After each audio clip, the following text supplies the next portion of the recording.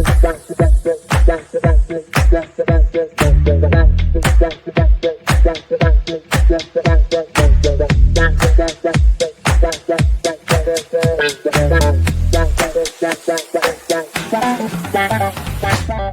à toutes et à tous. Aujourd'hui, nous allons parler de la Silver Economy avec Pierre Mérigot, directeur de l'innovation au Gérontopole. Avant d'aborder les enjeux de cette économie, de ce marché, il nous paraît intéressant de vous rappeler quelques chiffres sur cette filière, sur ce marché. Selon le Centre de recherche pour l'étude et l'observation des conditions de vie, en 2030, 20 millions de personnes seront âgées de plus de 60 ans contre 15 millions aujourd'hui. En 2050, 4,8 millions auront passé les 85 ans contre 1,4 million à l'heure actuelle. 54% des dépenses réalisées par les particuliers étaient en 2015 le fait des seniors. Selon Bpifrance, le marché de la Silver Economy pourrait atteindre 130 milliards en 2030 contre 93 milliards aujourd'hui.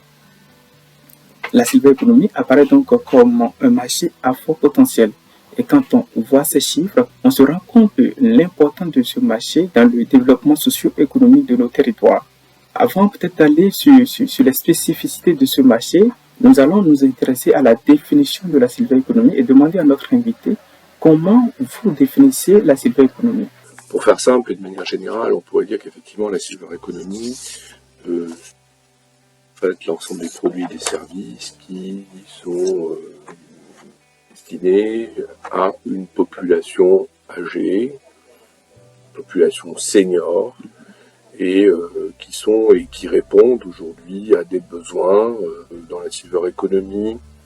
Vous le disiez tout à l'heure, ça représenterait, on compte en milliards d'euros, mais on cible à peu près, on va dire, 3 grandes entrées en matière de marché. Le premier marché, il touche les dépenses qui sont liées plus globalement à la santé des seniors, santé bien-être, ce qu'on appelle aussi bien vieillir, etc. Le deuxième marché représente en fait tout le marché un peu de l'équipement, en particulier du domicile. Et le troisième marché, il présente aujourd'hui, il est assez conséquent, il représente aussi tout le marché autour de l'assurance, de la mutuelle et de l'assurance. D'accord. Et quand on pense à cette filière, comment elle se porte aujourd'hui sur Limoges Métropole et peut-être plus globalement en Nouvelle-Aquitaine? Alors, je ne sais pas si on peut réellement parler de filière. Moi, j'ai l'habitude de parler plutôt d'un marché spécifique à population cible, qui est cette population âgée. Souvent, on considère en part à peu près de population un peu plus de 60 ans.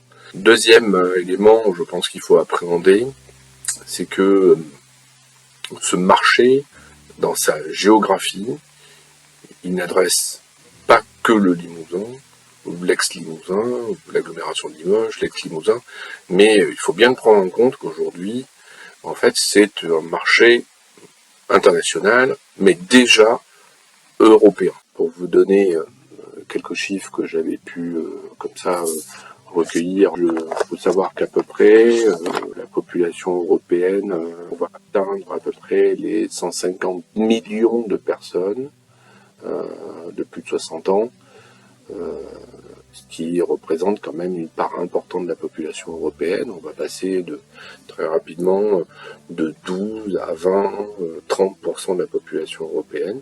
Donc là, on a véritablement la dimension du marché. Après, vous m'interrogez sur effectivement ce qu'on pourrait appeler, ou ce qu'on appelle communément la filière. Donc, elle présente en fait, elle reste assez complexe et elle présente en fait bien des spécificités encore liées à tel ou tel territoire, etc. Et tout à l'heure, vous parlez des acteurs aujourd'hui sur le territoire. Combien sont-ils? Est-ce qu'on a une idée du nombre d'acteurs qui animent ce marché-là sur Limoges Métropole?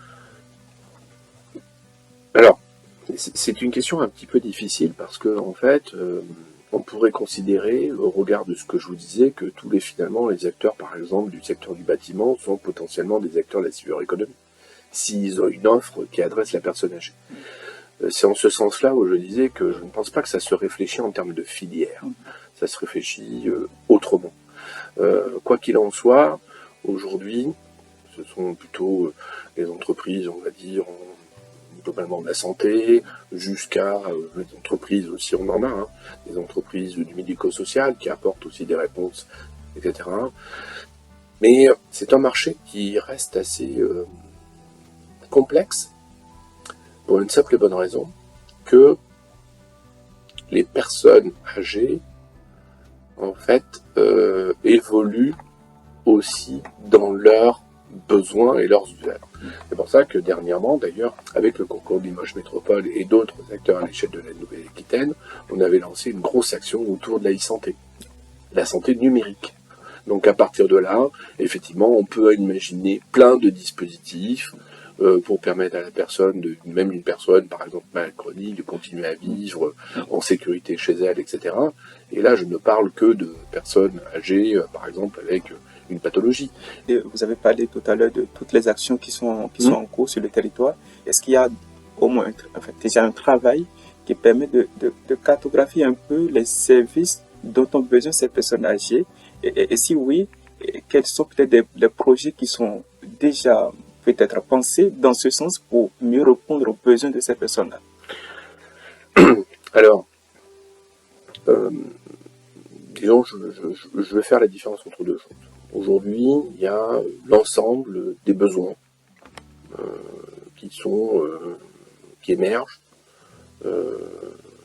et qui vont répondre à la population âgée dans sa globalité. Ceux qui observent en fait ces évolutions-là, ce sont des acteurs qui sont déjà bien identifiés.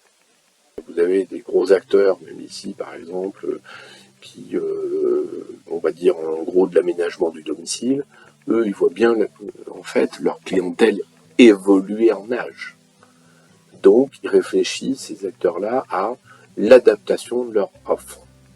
Les besoins premiers, le secteur aujourd'hui finalement là où il y a le plus de potentiel, c'est la santé.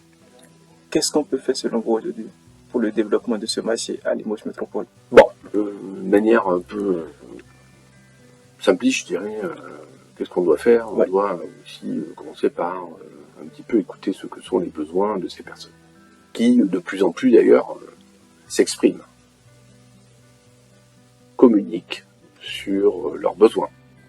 Donc c'est continuer à travailler avec dans une coopération, faire travailler dans une grande coopération finalement les acteurs de la santé avec le monde industriel en particulier, mais je pense aussi avec les acteurs publics. Deuxième chose, c'est je crois aussi qu'il y a nécessité à mieux collaborer encore avec des acteurs de l'économie. Je pense par exemple à la Chambre des métiers, je pense à la CCI. Je pense que ça mériterait qu'on s'y intéresse de nouveau. Mais pour convaincre les entreprises et les professionnels de ces secteurs-là, il va falloir que l'on convainque sur le potentiel de marché. Est-ce que, selon vous, vous avez pu identifier des freins? Non, j'ai pas forcément. Enfin, des freins, il y en a certainement, mais je vois beaucoup plus, pour le coup, moins les opportunités. Par contre, je pense qu'il faut tout de même avoir une vigilance qui est plus politique, si je puis me permettre, parce que l'expression du besoin peut amener aussi à des situations peuvent parfois s'avérer difficiles. Et puis deuxième chose, c'est que ces populations âgées peuvent aussi avoir des attentes fortes vis-à-vis d'aménagements urbains. Donc là, elles s'adressent plus tellement, je dirais, aux entreprises de biens et de services. Hein. Elles vont s'adresser directement au pouvoir public, avec la demande d'aménagement d'espaces sécurisés, parce que on ne veut plus de voitures ici, ou je ne sais pas quoi, parce que ça représente un danger, etc. Bon, on va aller sur l'avant-dernière question de cet entretien. Quels sont, par exemple, les projets de Gérontopole, projets actuels ou futurs du Gérontopole pour le développement de ce marché-là sur le territoire? Alors, au Gérontopole, on a pas mal de, vous l'imaginez, on est engagé sur pas mal de fronts, entre guillemets. En tout cas, pour ce qui est vraiment des actions, nous on accompagne l'innovation. Il y a un sujet qu'on a engagé tout à l'heure, j'en parlais tout à l'heure avec Limoges Métropole, qu'on voudrait poursuivre, conduire, c'est le sujet autour de la e-santé. Pourquoi ? Parce que c'est un sujet majeur, parce qu'il permet à des gens de vivre de retrouver une certaine autonomie, même en ayant, entre guillemets, je dirais, même s'ils ont une petite pathologie, ou s'ils ont un suivi régulier d'un médecin, etc. Ça, c'est le premier sujet. Ça, c'est un sujet qu'on voudrait relancer. Là, maintenant, on a des discussions, notamment avec la région, pour pouvoir relancer ce sujet-là, majeur, parce que ça embarque aussi d'autres acteurs, je ne l'ai pas dit, mais avec qui on a pas mal collaboré, c'est les acteurs numériques, représentés par l'Elliptic et la French Tech. C'est aussi, quand je parlais de convaincre un certain nombre d'acteurs du secteur de l'intérêt de ce sujet, c'est aussi les embarquer avec nous sur des sujets pour que eux aussi, ils apportent, je dirais, leur connaissance de ce que sont les usages du numérique, et que ça, on l'additionne à la connaissance qu'apporte effectivement le monde médical de la situation que l'on doit traiter. Le deuxième sujet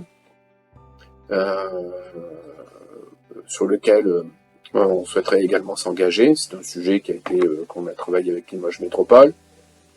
Je pense sur lequel il faut foncer, c'est la mobilité. C'est penser, entre guillemets, des nouveaux usages de la mobilité dans l'espace urbain, dans l'espace effectivement périurbain, je dirais même au-delà même. C'est Limoges Métropole et sa région. Limoges Métropole est radie, je dirais, en un territoire qui est bien plus vaste que le simple périmètre administratif de la métropole.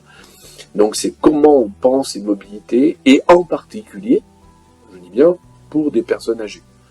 Le troisième champ d'investigation, c'est la question de l'alimentation. Là, je pense que on a un écosystème d'acteurs sur notre territoire qui est intéressant.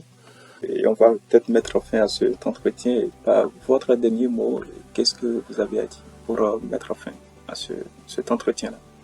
La silver economy, ça fait 10-12 ans qu'on en parle. Je pense que dans ce secteur-là, ils sont pas nombreux à regarder derrière pour savoir ce qui a été produit. Je sais pas si aujourd'hui, il faut pas qu'on mette un petit coup d'accélérateur quand même. On s'engage plus fortement pour répondre aujourd'hui et satisfaire les besoins de population aujourd'hui. On croise dans nos rues et qu'on a plaisir à voir des repas de famille.